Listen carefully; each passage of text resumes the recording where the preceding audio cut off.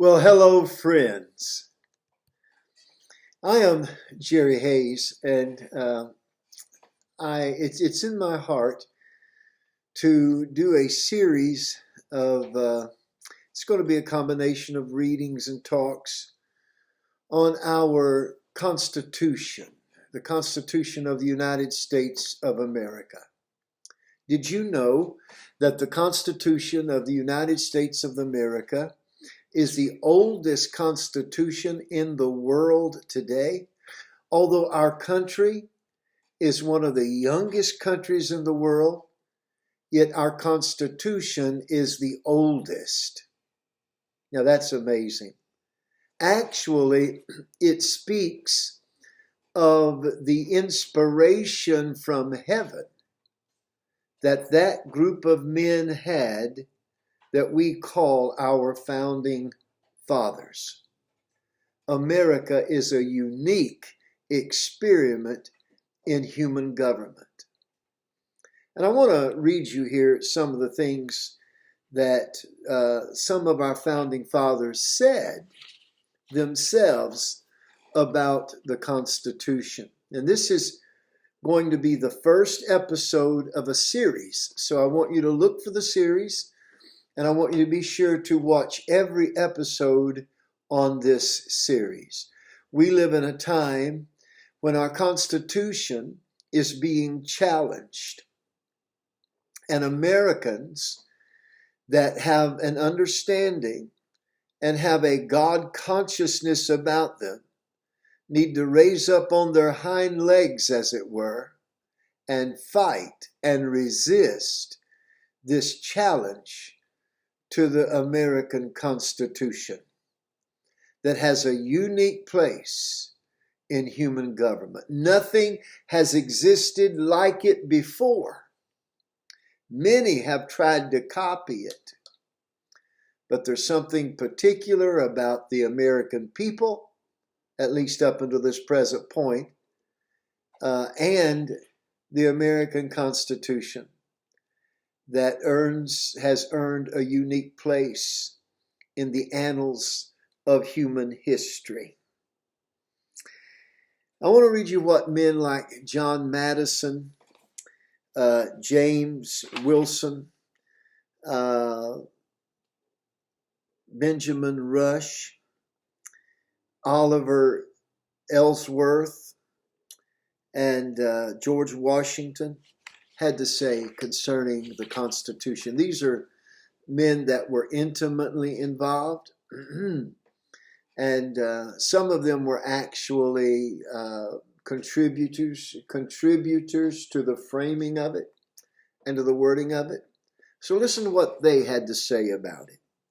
James Madison said this: "The great objects which present themselves to the Constitutional Convention form a task more difficult than can be well conceived by those who were not concerned in the execution of it. Adding to these considerations the natural diversity of human opinions on all new and complicated subjects, it is impossible to consider the degree of concord which ultimately prevailed as less than a miracle." Now think about that. James Wilson said, "Governments in general have been the result of force, fraud, and accident.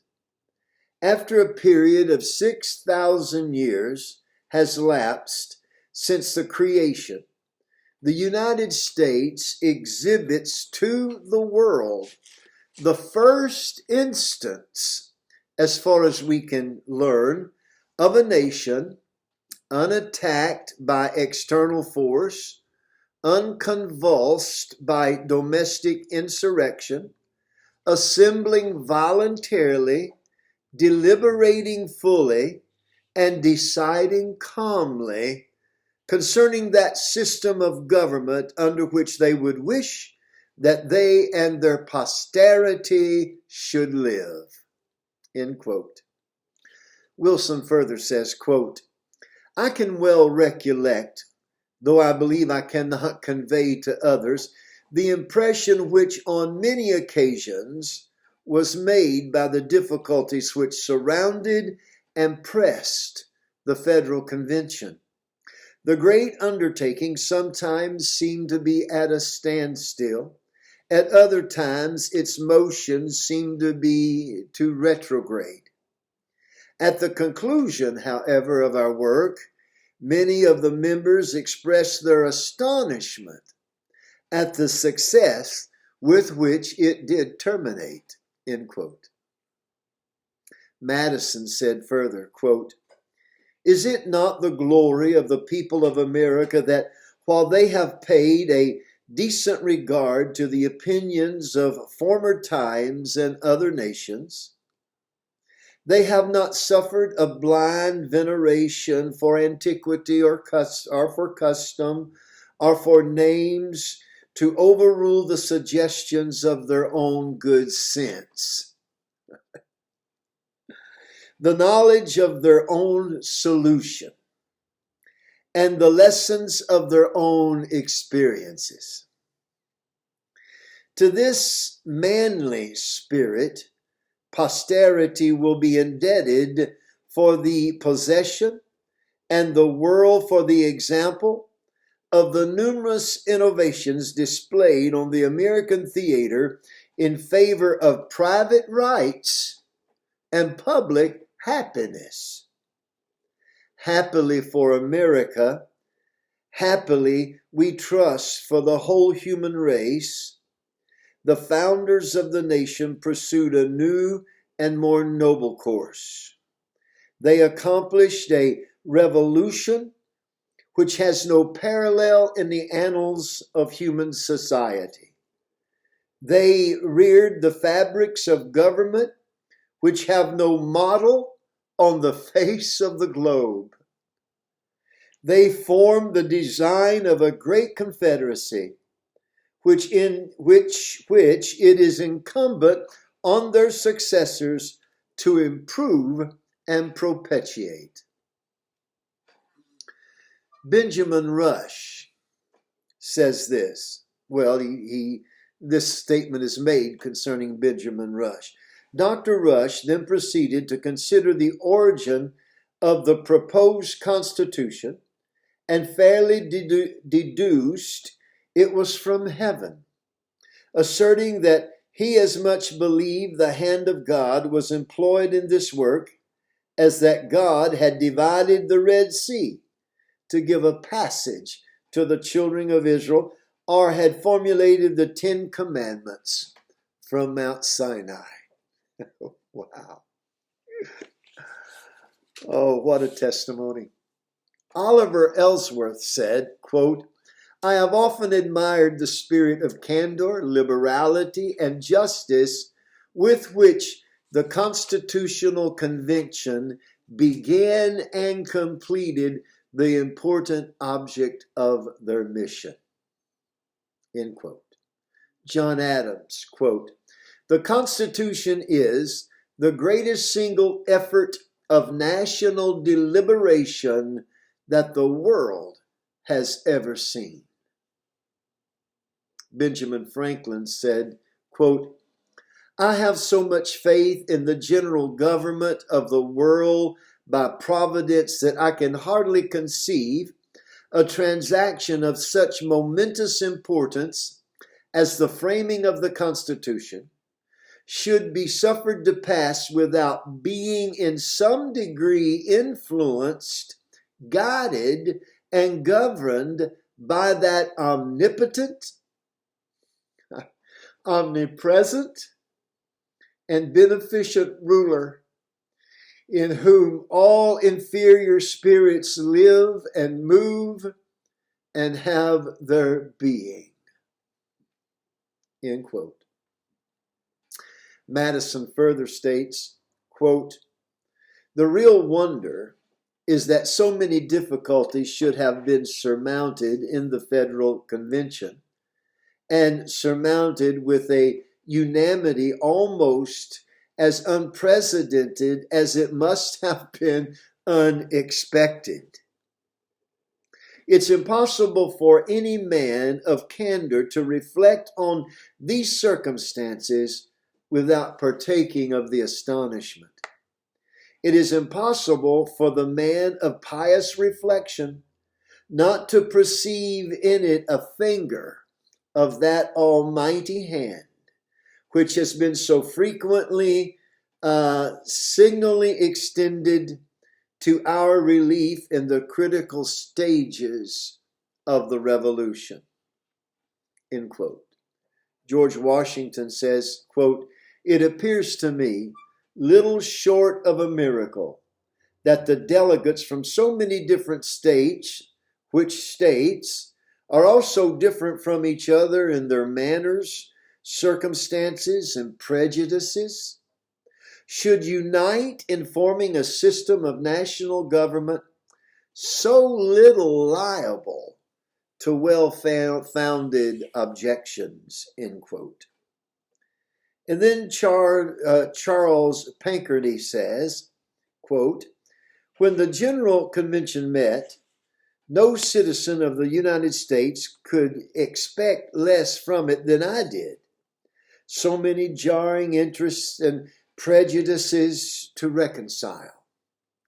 The variety of pressing dangers at our doors, even during the war, were barely sufficient to force us to act in concert and necessarily give way at times to each other. But when the great work was done and published, I was not only most agreeably disappointed, but struck with amazement. Nothing less than that superintending hand of Providence that so miraculously carried us through the war could have brought it," talking about the Constitution, "about." End quote.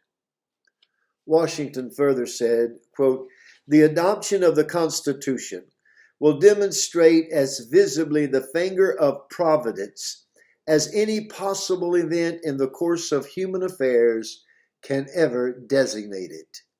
End quote. Mr. Alexander Hamilton said, quote, "The establishment of the Constitution in time of profound peace by the voluntary consent of a whole people is a prodigy, to the completion of which I look forward with trembling anxiety." End quote. Washington again, quote, "The Constitution approaches nearer to perfection than any government hitherto instituted among men." End quote. Thomas Jefferson says, quote, "The example of changing a constitution by assembling the wise men of the state instead of assembling armies will be worth as much to the world as the former examples we had given them. The Constitution, too, which was the result of our deliberation, is unquestionably the wisest ever yet presented to man." End quote. Washington again, "This Constitution is really, in its formation, a government of the people. No government before introduced among mankind ever contained so many checks and efficacious restraints to prevent it from degenerating into any species of oppression.